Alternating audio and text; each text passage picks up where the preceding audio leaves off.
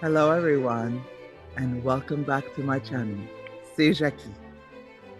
Today we're going to be doing story time. My story. Something that I've been very interested in for a little bit is in memorializing the stories of others that are important to me.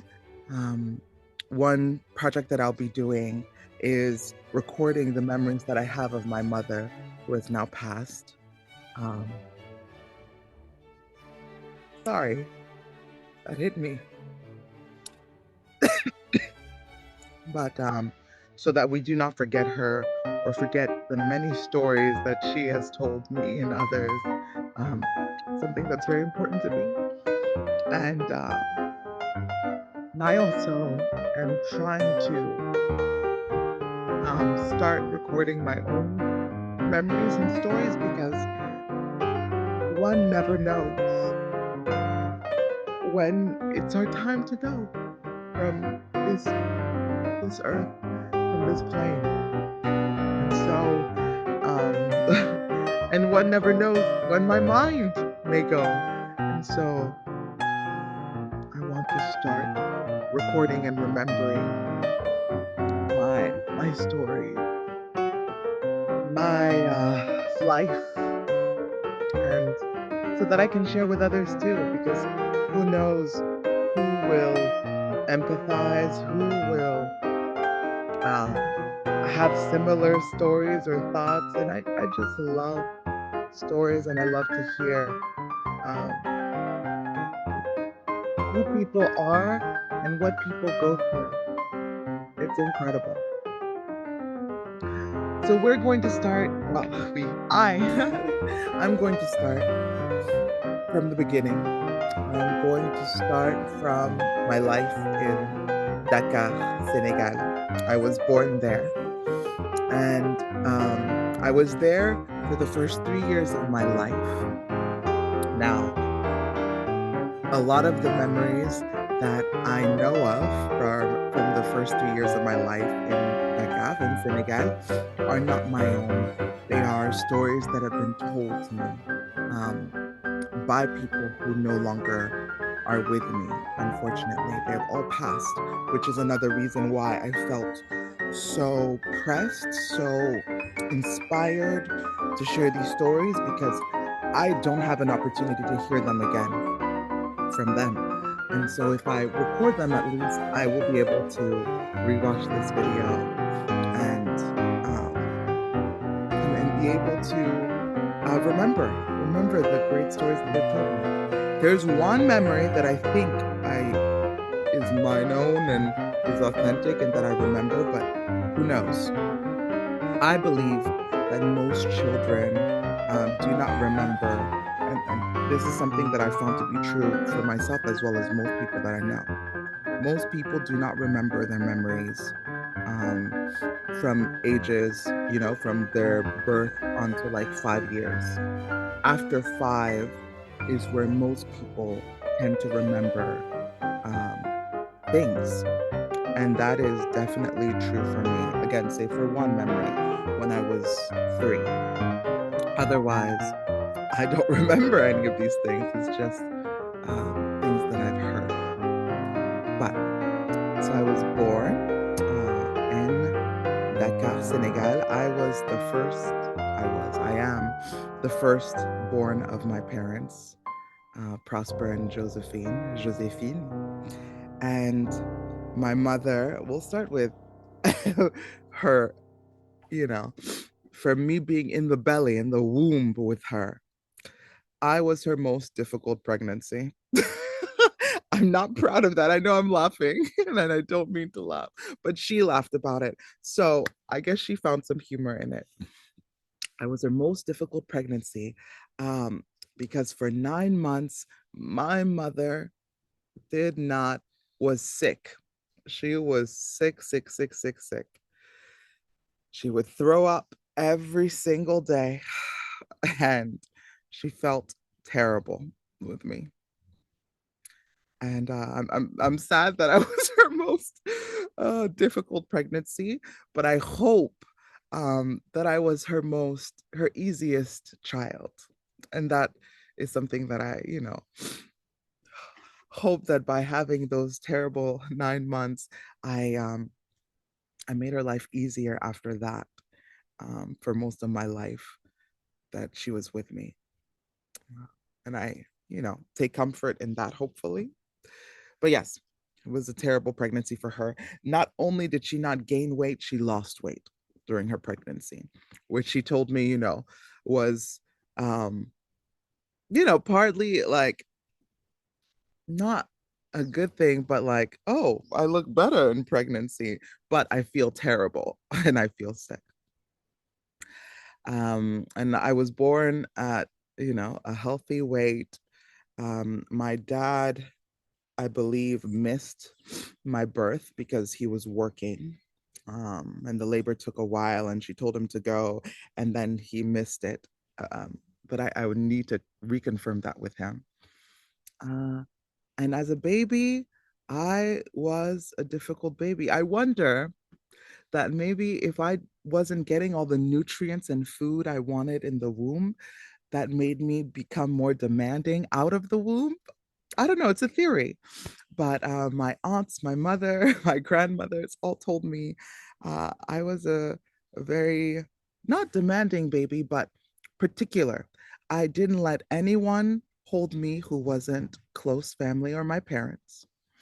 I didn't like strangers touching me or holding me at all. Um, I needed to be fed regularly. I demanded my milk, though I wasn't particular in what kind of milk, whether it was breast milk or bottles, thank God. But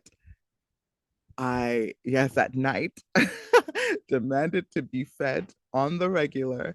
I was not a child um, who, wanted to skip her meals. And yeah, so I was not a terrible baby, I hope, but I wasn't an easy one either. Um, they couldn't just leave me with anyone. And I cried a bit, apparently, which is always funny. I always say, maybe I cried most of my tears because for many, many years, the running joke in my family was that I don't um I don't cry. I don't have any feelings because, well, I rarely cried as a kid and a teenager and even a young adult. Uh, and so I always say, maybe I used up all my tears as a baby. Who knows? And I guess in telling my story, maybe I'll tell a little bit of other people's story, like my sister, for example. Anne was born 14 months later. Irish twins, we're Irish twins. And for that, my mother actually didn't know that she was pregnant. She was going for a routine checkup with her doctor, post pregnancy, postpartum, to make sure things were going all right with her body. And her doctor called her in after the checkup. And she was like, "What's going on? I hope, like, I'm feeling so much better and I'm in a good place." Like, physically, once I was out of her womb, apparently things was back to normal and she didn't, have terrible nausea or any of those things. She's like, "What's going on?" And he said, "Josephine, do you know that you're pregnant?" She was like, "You're joking. I I I haven't lost any way, like, or gained any weight. Like, I feel good, I feel healthy, I feel normal. Like, what you mean I'm pregnant?" He's like, "You are 4 months pregnant, ma'am." She was shocked, but she was. And lo and behold, 14 months later, after I was born, my little sister Anne was born. And maybe God was, you know, trying to, what is the word?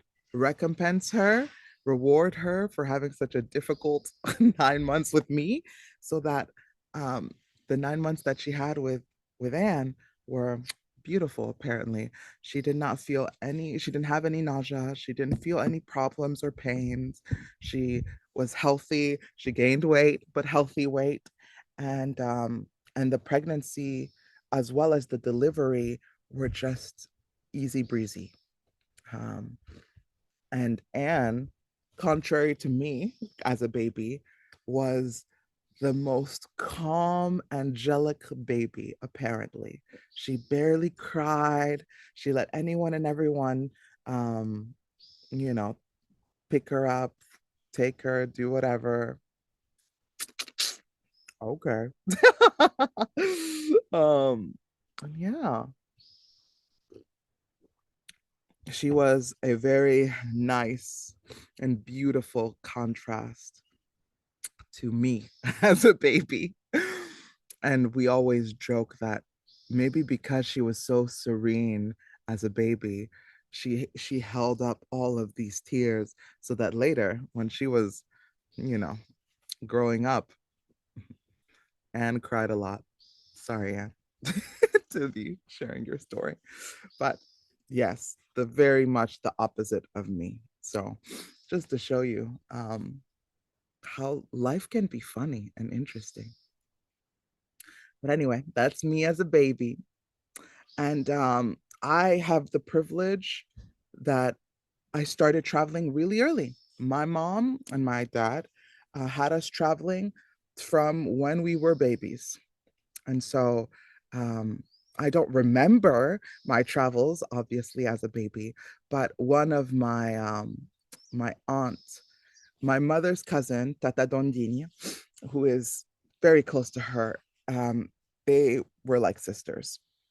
And Tata Dondin's mom, who to me is basically like a grandmother, like my grandmother, because I grew up with her and we've seen her quite a bit. Uh, she came on one trip, one flight with my mother, because at the time, my mother had two children and she was by herself and she had to travel to, I believe, the Ivory Coast, La Côte d'Ivoire. I love the name in French. It's so beautiful, La Côte d'Ivoire. And I don't know if she volunteered or if my mother asked her to help, but she ended up going on the trip to La Côte d'Ivoire with um, with my mom. Maybe it was also because one of her uh, children lived in the Ivory Coast. Anyway, I don't remember the story. You see, this is why memorializing things is so important because we forget, and I don't want to forget. And I believe I was about 2 years old at that point, or a little bit maybe shy, a little under two. And she was in charge. In charge of taking care of me while my mother took care of Anne, who was a baby at the time. And I was a terror. She said she could not hold me down. Once the plane was off and, smooth sailing, I was running up and down that plane and was talking, well, talking. Wasn't babbling, baby talking to people. And she found it quasi impossible to take care of me. I had so much energy. She was very tired after that trip. And she for many years would bring up that memory and that trip, and she was like, after that trip I told your mother I will never ever do that again with Jackie. With Jackie. uh, I like to think I became a much better traveler after that, but who knows? I don't remember. But yeah, ugh, the memories. After that, the other memories that I, again, remember from 0 to 3 years old, a lot of them are either stories that people have told me or and or through pictures.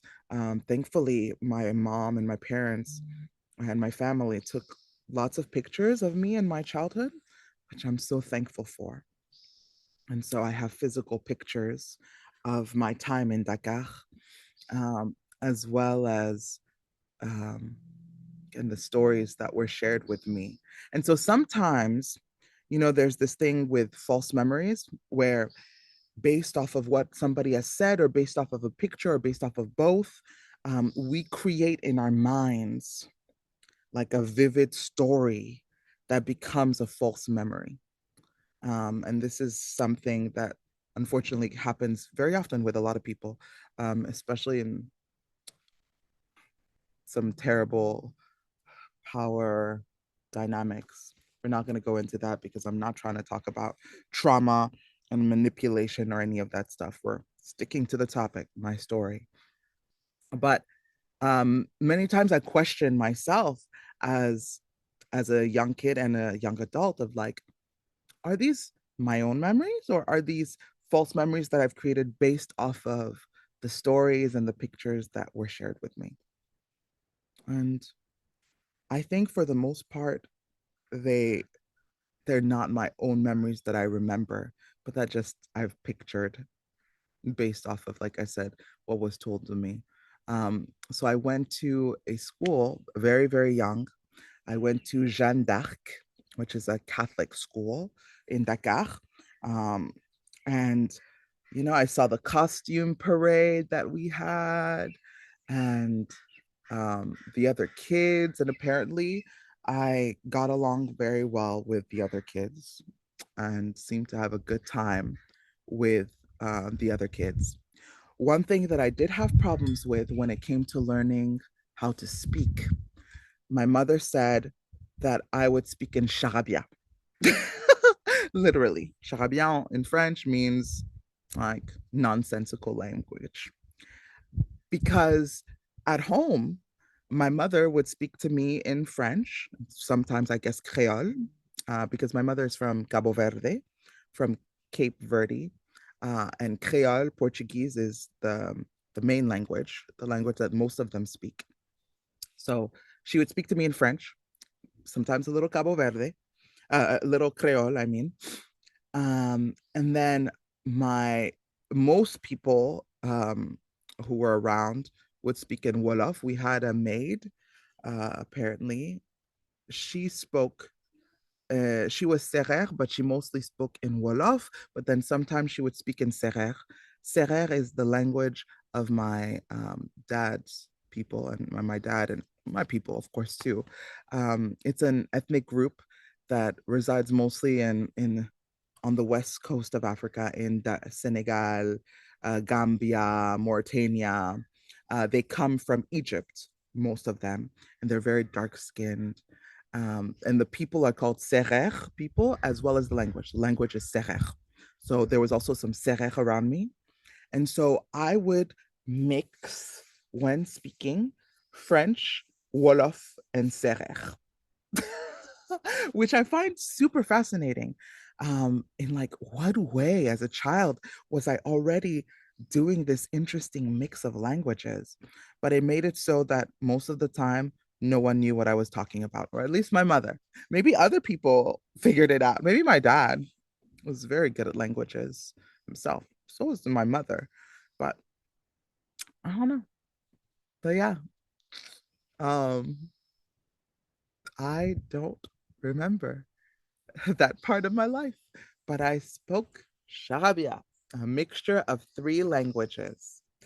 And I know that's a fear of a lot of people. They're like, oh, if we like expose our children to too many languages, won't they be confused? The real answer is no, because eventually I figured it out and I separated the languages and was able to speak at least fluently French. Wolof and Serer, I lost very quickly because no one was speaking to me in those languages and was actively pushing for me to know these languages. And that's really important as a child, is you cannot introduce something and then let it go and hope that they'll remember for the rest of their lives that language. No, you have to be active in making sure that they're speaking, listening, reading, doing all of the different skills that are important in language learning. If you want them to be able to be fluent, into their adulthood. So. word to the wise. But yes, um, I I was very confused about all of these things. Um, and that is something that I remember fondly. There are other stories that I have about my time in Dakar, Senegal, but I will keep them to a next time. Yes, I think it's good to break it up into little pieces and continue talking about my time in Dakar, Senegal in the next video about my story. Yeah. One thing, oh, where is Dakar, Senegal? I know not all of you know your geography, and that's okay. Thankfully, we have lots of resources now to make things easier, but I always like to explain if, you know, Africa is shaped like this, right?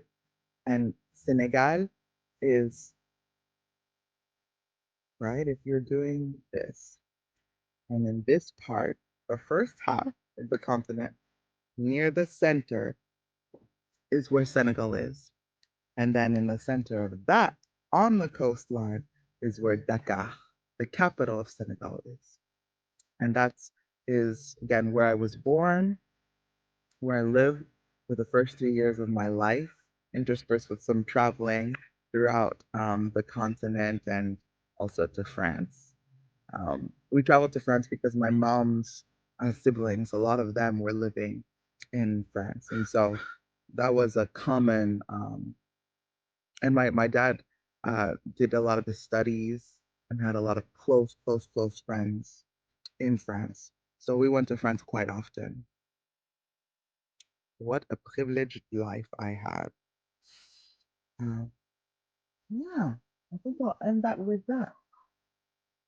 And this is an invitation, of course, to tell my story, but it's also an invitation for you, my listeners, my viewers, my friends, to share your stories with me as well. If you want to start from the beginning, you can. If you want to start from the present and move back, you can. You want to start from a specific point in your history, you can. I just love stories and getting to know people. And I would love to get to know you better.